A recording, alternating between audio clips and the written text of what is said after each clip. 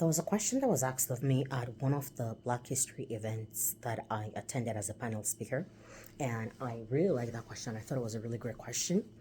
And I want to be able to speak to that question a little bit more because there wasn't a lot of time to talk about so many things. There's always something to talk about.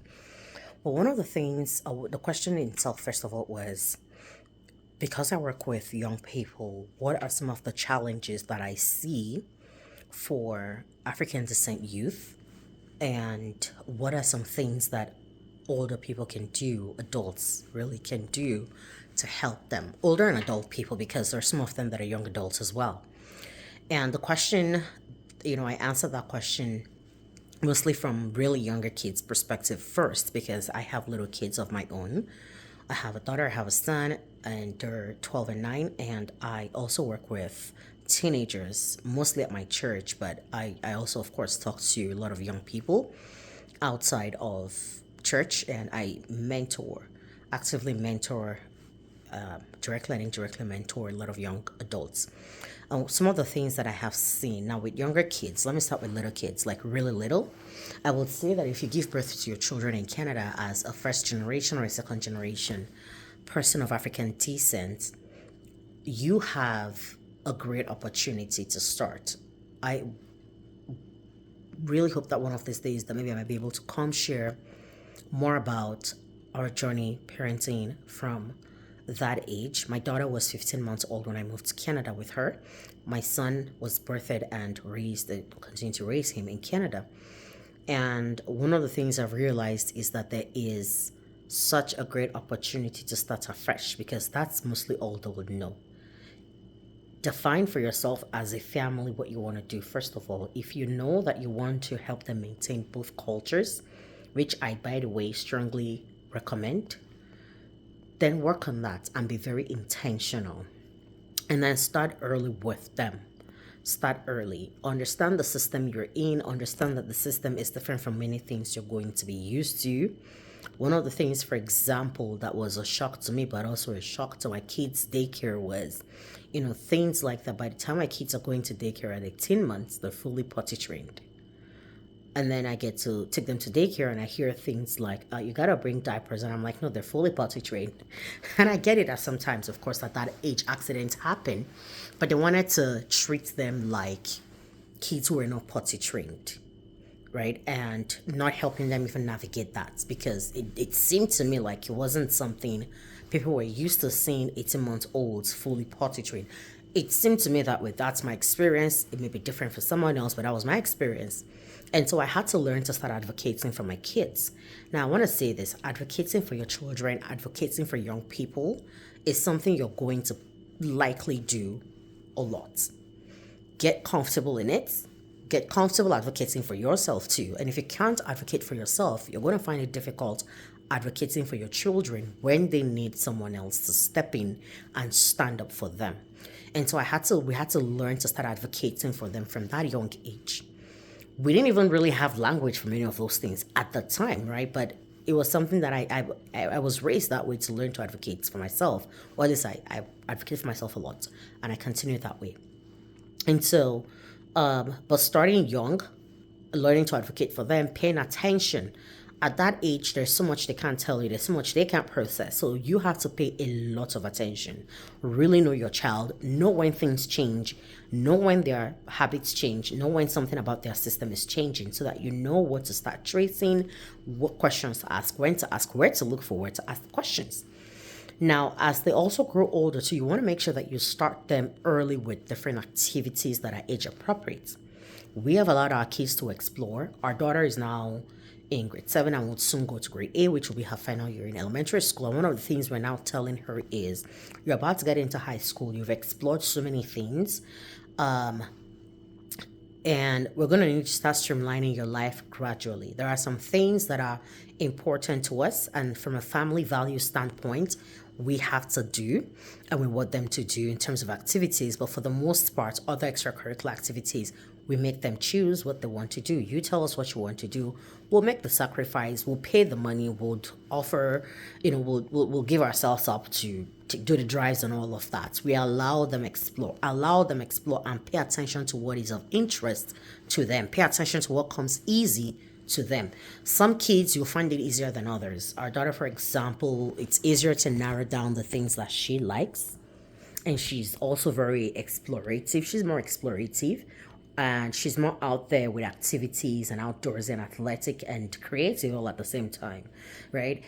Our son, on the other hand, he seems more like a bit of more like the extrovert, but at the same time, he's more of the homebody, right? And of course, every boy at that age seems to like games. But beyond even the games is that we're exploring other things too. So we let them explore different things. Some we pay, some we get for free.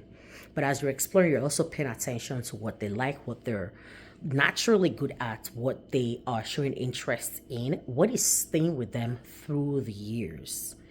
For example, drawing and art is staying with my daughter through the years. At the same time, things like, curiosity and learning is staying with her through the years. Interest in things like planetary science and all of that, those things are staying with her. And so no wonder when she's making statements like she wants to go into things like cadets and learn about flying and all of that. Plus, I mean, that one I'm not surprised either, because genetically speaking, there's passion there as well, and it is not me. Okay, so there's all those things. So you're beginning to see that you're helping them pay attention. You're also observing their weaknesses, where they're struggling, so that you know what you can help them fix. And so I was sharing in that session about how I had we have our kids in the same program for two different reasons. They're both in taekwondo for two extremely different reasons. Our son is in there because, there were, at the time at least, there were too many complaints from school with, oh, he did this to this person, he did that to this person. And we thought, okay, you need a little bit more discipline that is beyond the four walls of our home. So that's us employing external services for discipline. Our daughter, on the other hand, is in there because we felt like she was just letting everybody walk over her at the time, and she needed a little bit more confidence. And so you see that, and it worked out because it's one sport that can help both of them. And there are other things to do like that. And so we started to identify some of those gaps, and we're working towards filling those gaps. Be very intentional with showing up to their school. Get interested really in what they're doing. One of the things that really breaks my brain recently is how a lot of Africans, a lot of Nigerians especially, let me speak to Nigerians now, leave Nigeria, come to Canada, and they tell you, oh, I'm here to give my children a better life. You're here to give them a better life. You're here now, and I get it. We're trying to survive and keep our heads above water. I get it. But you're trying to do that at the expense of laying a good foundation for that life for them. Many parents don't even know what's going on with their kids. They don't know when their kids are going through mood changes. And don't get me wrong, we'll not always get it right, and I get that. I'm just telling you things that I tend to see happen consistently over time. So pay attention. What's really going on with them? How do you know when to step in? How do you know when to step in for them? Show up to their schools. Be very involved. There are volunteer opportunities looking for parents. Show up. It allows you to understand their teachers. It allows you to even understand the school system better. It allows you to understand who your kids' friends are. It allows you even get to see your kids in a different light. Okay? I volunteer with my kids' school. Sometimes I'm out there with them, and it's like I'm watching a different person display, right? So get involved. That's the other thing. And then the last thing I'll say to that, especially for that age, is that model what you want to see. Kids, especially the younger they are, the more they work with modeling more than what you tell them. Model. You want them to be comfortable in their own skin, comfortable in their own names, comfortable in their own hair and all of that. Then you model it. Okay, you can't keep having bone straight hair, but you're telling your daughter to love her kinky hair and don't let anybody tell you anything less. Just be you. No, you be you first, mommy. You be you first, daddy. And then when you are you, it's easier for them to be them, right? And so I just wanted to put that. Now, as the kid starts to get older, you also want to shift strategy, systems to fit that. Teach them organization. Teach them, let kids do chores as they're growing older. Teach them organization, teach them time management, teach them etiquette. Etiquette is one of the biggest things that I find that a lot of people don't know. And please, for the love of God, do not teach them those, funny ways of doing things, shortcutting processes. Be efficient, yes, but don't shortcut processes. That's one area, for example. If I don't even want to talk about that one yet. I don't want to talk about that one yet because one day I'll talk about that one. Things like I don't want to talk about it yet. Let's not talk about it yet. Let's not talk about it yet. Okay? But it's job related. That's all I would say. It's job related, and one day I'll come back and talk about it. But don't teach them how to shortcut processes. Let's not do that. Teach them right ways of doing things. Model that. Let them see you. Be a person of integrity. Be a person of excellence. When you tell your kids, I expect nothing less than excellence from you, let them know that you mean that because it is who you are. Not what you are saying that they have to be, that you, by the way, are excused from doing. As you're changing the strategies, begin to help them understand why they're doing things the way they do them, or why they have to do certain things the way you're asking them to do it. Bring them to a place of understanding while simultaneously teaching them independence. So certain skills like that, having that independent spirit, learning to be critical, take them to events if you need to, register them in extracurricular activities that would really boost areas where you notice that they're struggling. Everything is not going to be about academics and book in the traditional sense that we know it. Let them learn other skills. It is very vital. So as they're getting older, begin to help them understand the why behind things. Even when they're little, to the best way you can explain things to them, explain it to them. Let them understand the why behind things. But as they're getting older, even much more importantly, let them know what your values are, why you stand by those values. Bring them along in certain things that you're doing. Teach them financial management. Let them be financially literate. Teach them those things. Get them to read books outside of normal traditional school books. If you're someone who your kids use screen a lot, leverage that screen for something more educational. Leverage it for something that adds to them, knowledge to them, as opposed to just letting them sit on a TV all day, every day, and just be there. Don't get me wrong, my kids watch TV, they play games, they do all of that, but it's very controlled to the best that we can. But also make sure that we leverage all of those things. And then extracurricular activities, of course, that stays with them as they get older. Many people don't want to pay the price for their kids to be in some of those things. I get it. It is time consuming. 18 years and you're done, I promise you. Before you know it, it's over. Okay? Before you know it, it's over. We've been doing this. We have too, and we've been doing this. So help us God. We'll continue to do it until they're done. Right? And in other instances too, like find programs that fit what they need. Don't force it. Don't force it. I find it very ironic that when I came to Canada, every Nigerian child I knew was in cadets, and many of them didn't like it. I mean, now they're all grateful for it. I'll tell you that for free. Okay, so if you want to first it, at least first it nicely. But they're all grateful for it. However, I remember I kept saying to myself, like, if all these kids are this frustrated, like, why force them into something that everybody's frustrated? You're not even exactly getting to beds because you don't even let them go to the camps and all of that. So what's the point? And I remember my husband and I was talking about it, and we said, we're not forcing anything on anybody. If you want to do it, do it. And besides, we pick or suggest extracurricular activities based on either interest and or strength or a gap we're trying to close for them. And then my own child decides that she wants to do cadets. I said, it's not my business. And of course, what's my own? You want to do it? Okay, fine. Here's what it will entail. Are you yourself willing to pay the price? You will do the work. You will not tell me, oh, I didn't do chores because I was in cadets. You will not tell me, oh, I didn't do quiz meet because I was in cadets. You choose to do it. Here's what the time demand is. Can you balance it with everything else? Do you need to maybe drop something from your schedule so that you have time for it? That's how we sort of navigate the conversation with them, by the way, right? And when we go through all the things that we have to do, we all look at our calendars and the things we already have on our plates, and then we have a conversation as a family. How can we all manage it together? Is it something we can do? Is the finance there for it, or does it require finances? What are the resources? If we're not able to take you for any reason, is there someone we can call? Which is, by the way, the other thing is that have a community of people that help you. You're not going to do this journey alone. But I'll come back to that one. And so that's how we sort of navigate and go through the conversation, right? Because one of the things I see too is that when many of these kids start to get to that grade 10, 11, 12, many of them are thrown into a confusion of, I don't know what to study, I don't know what to do, nor how to navigate how to do that. And then in grade 10, 11, 12, where they should be taking courses that will give them good foundation for university, and they're not because they don't know what to do or how to go about deciding what to do. So that one is even a whole different conversation as well, that at some point will need to be had. I might maybe talk about that one. If it's something you think they want to hear me talk about, just let me know in the comments. Happy to talk about it. But I just also wanted to put that out there that, I see some of that happening as well, where they don't know what they're supposed to do.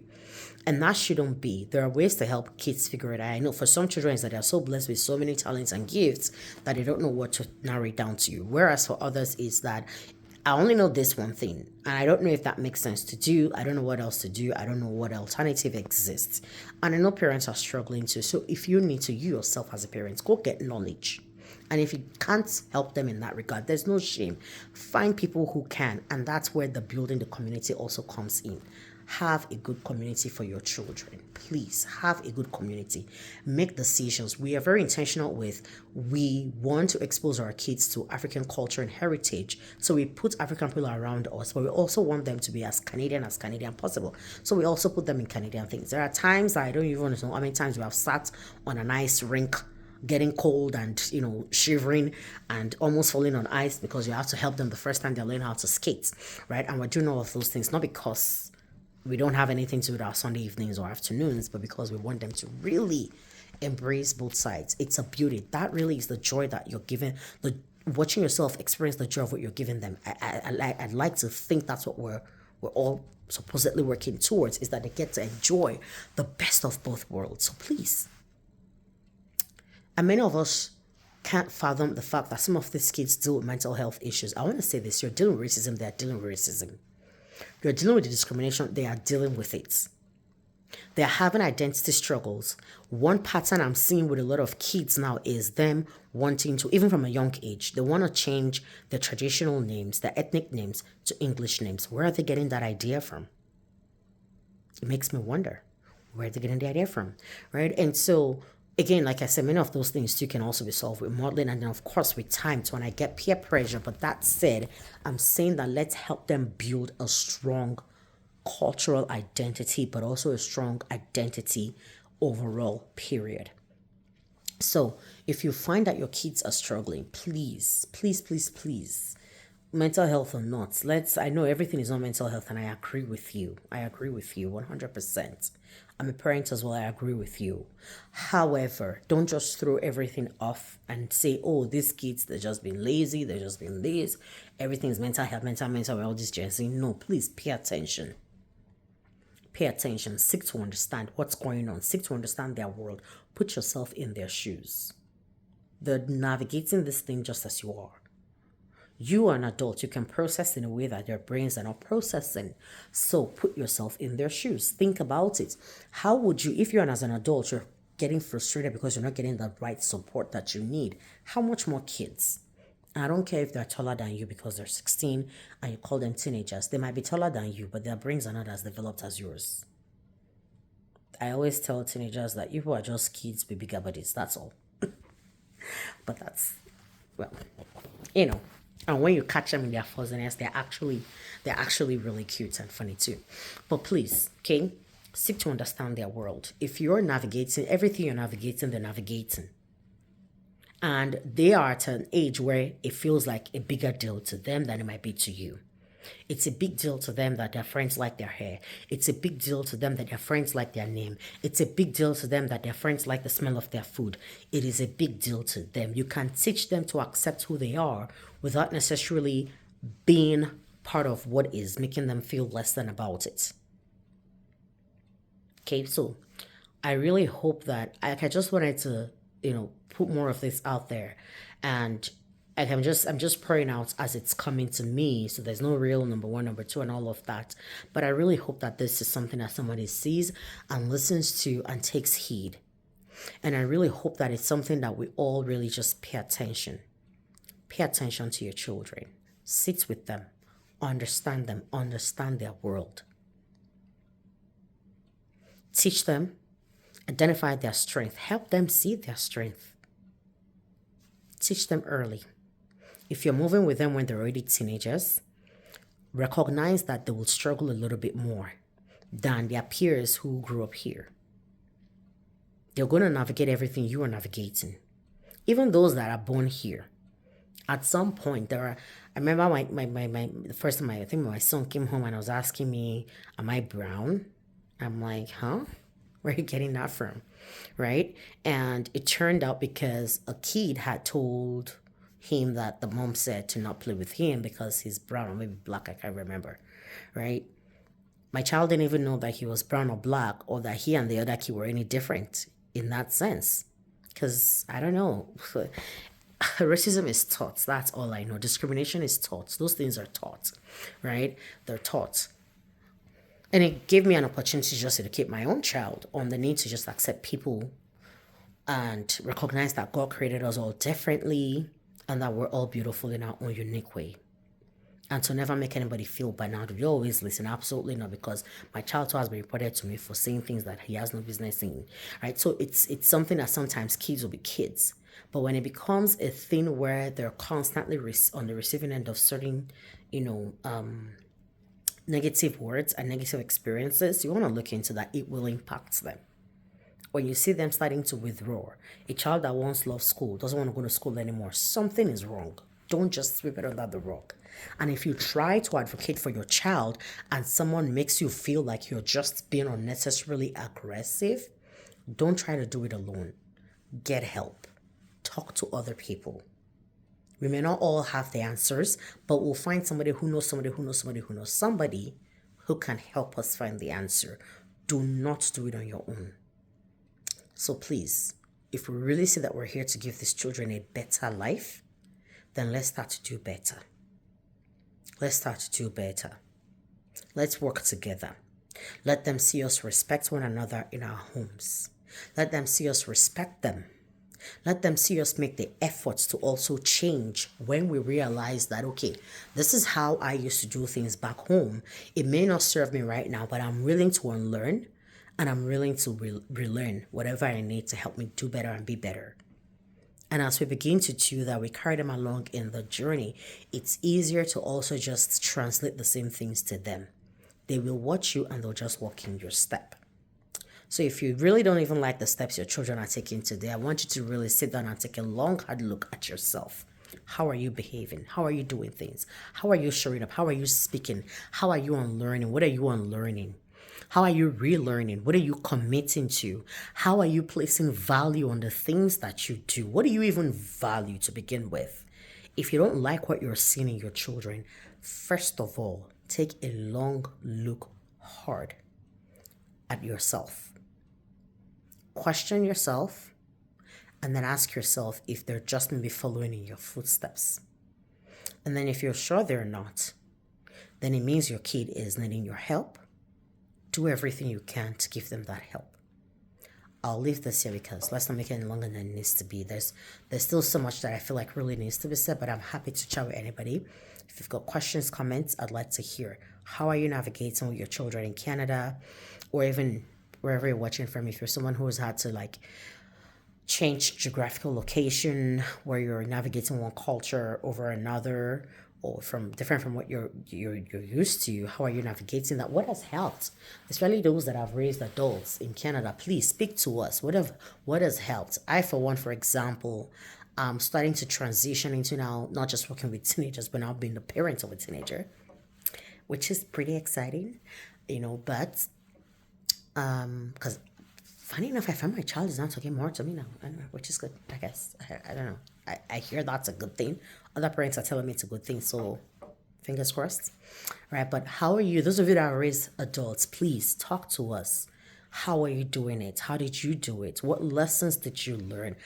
I am not one who will judge and say, oh, this person's child didn't turn out well. Please, if you had to go back and redo it, what would you change?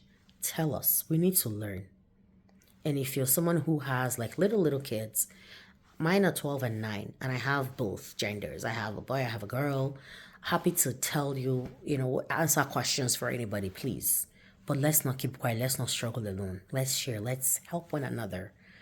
At the end of the day, we're Africans. And one of the things that I love about our culture is the fact that we're very communal. We don't have to lose that because we're in Canada. Please. Please. Our children need us. Our teenagers need us. Let's work together to raise them and raise them right. They can have both cultures. They can have both worlds. We can give them the best of both. And in the end, I'll tell you this for free. Some of the teenagers I've worked with are adults now. Some of them are even getting married and having children as well. But we thank God for them. Right? I know I don't look like it. Thank you. But some of them are now adults. And I'll tell you this, that as we're working with them and navigating with them, I also see them coming back to the very things that they thought was uncool. They will never admit this to you in person, but they are coming back to it. They're changing their names back from the English names back to their native names, to the ethnic names. So there is hope. There is hope. There is hope. They're changing it back to their ethnic names. The ones that said, I will never marry a black person, they're marrying them now. They're marrying them. I mean, there's nothing wrong. Please, anyone who wants to marry, let them marry. As long as they're marrying right and they're marrying well, that's all that matters, okay? But they're marrying them now, okay? The ones that don't want to wear traditional attires, they're wearing them now. The ones that didn't want to, they wanted bone straights now are saying they are not doing it again. Some are even going on low cuts. They know themselves. We'll not name names. But they're even going on low cuts. They are changing their hair. They're now always doing braids and doing all of that. What God cannot do does not exist. But I want to believe that it's because somehow those ones eventually we stay through with them. And I'm saying we because it's all of us. It's their parents, it's me, it's the pastor, it's the mama, it's the everybody, it's all of us. We are all in it together. We are all uncle, auntie, daddy, big daddy. We're all in it together. All right. But it's just such a beauty. And it's a testament to the fact that as long as we take the right course and we stay that course, that eventually it will all work out in the end. Happy Black History Month. I do not like the word black, by the way, so that's another thing. But I want to say that happy African Descent Month. I don't know. We'll find a better word for it. But black is not a country. I don't even know where that whole idea came from. I mean, I know, but anyway, let's not get caught up on that one. We are here for a better life with them. That's what we see. I don't know.